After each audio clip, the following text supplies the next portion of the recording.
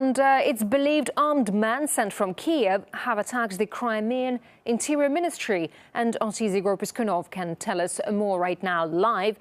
Hi there, Igor. So bring us up to date. Over the night, several groups of armed men sent from Kiev tried to capture several administrative buildings here in the Crimea, including the Interior Ministry. But self-defense squads, as they're known here, repelled the attack, although several people are reported to have been injured. Although this is according to the local prime minister, who has now announced that he is putting all the local security services in the Crimea under his control, including the police, the military, the navy, and border guards. Local authorities have also set a new date for a referendum aimed to establish more autonomy from Kiev and have asked Russia for protection. Now, Moscow says that it will pay attention to these requests and is also very concerned about the events here in the Crimea. It's also said that it's really disappointed with the new authorities in Kiev aggravating the situation like that here in the Autonomous Republic. Russia is deeply concerned with the recent developments in Crimea. In the early hours of March the 1st, armed men sent from Kiev made an attempt to seize the Interior Ministry of the Crimean Autonomous Republic. This treacherous provocation left several people injured. Thanks to the resolute actions of the self-defense squads, the attempt to seize the building was repelled. This latest incident proves that certain political circles in Kiev are eager to destabilize the situation in the Crimea Peninsula. We urge those who issue such orders from Kiev to show restraint. We believe that a further escalation of the already tense situation in Crimea is irresponsible.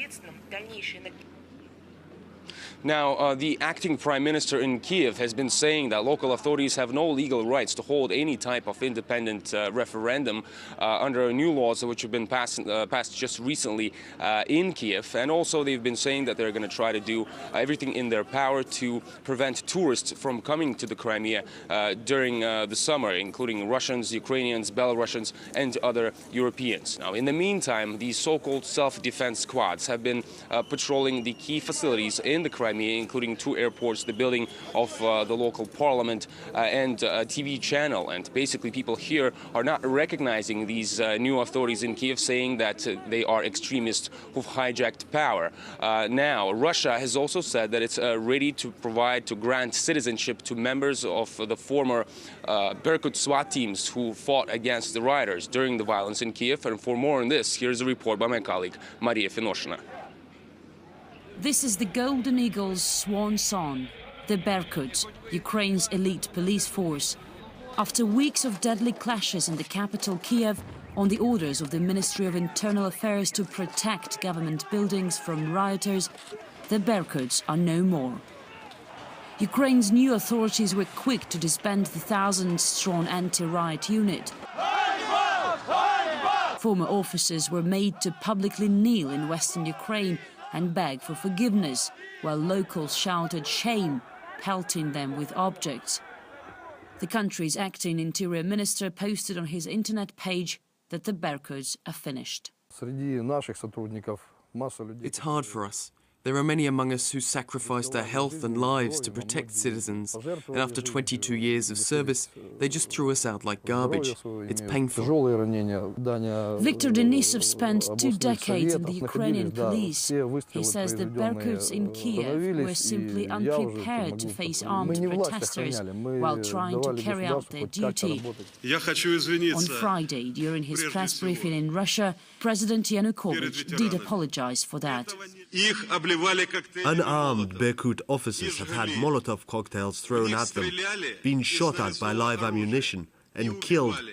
I apologize to these courageous people who have stood up and suffered.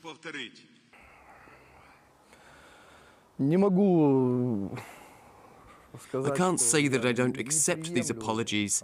At the end of the day, we didn't fight for Yanukovych, and it was not him personally we protected. We tried to protect public order to allow the state to function. I show Viktor one of numerous videos posted on YouTube showing the Berkuts in action. He keeps silent while watching. On these videos, you can't see what these people who the Berkuts are beating were doing before they were arrested. What was going on there was a real war, and only experienced people with special training could tolerate that, and the violence they witnessed led to more violence. Vladimir, head of Berkut Veteran Association, believes that the warring sides were far from equal. The Berkuts were not professional when they faced a well-financed and a well-trained force. Their reconnaissance was excellent. They knew about our tactics and strategies. There were traitors in every department. We were naked and blind. With Berkut's reputation now fatally undermined by the interim government in Kiev, there remains at least one place in Ukraine where they're still respected. Ukraine's southern autonomous region of Crimea recognized neither Kiev's new masters nor their laws, and they refused to disarm the Berkuts. In fact, they reinforced them instead. This is the headquarters of Ukraine's Berkut here in Crimea's Simferopol. As you can see, the building is surrounded by barricades and patrolled round the clock. So-called People's Guards are here day and night. They say they are worried about attacks. This is the upside-down reality of Ukraine today. Those whose mission just until recently was to secure peace and prosperity of the country's population are today in need of protection themselves. People here have different backgrounds. They're from different ethnic groups, but they share one common goal. We're protecting Berkut from the army of thugs who came to power as the result of the armed coup.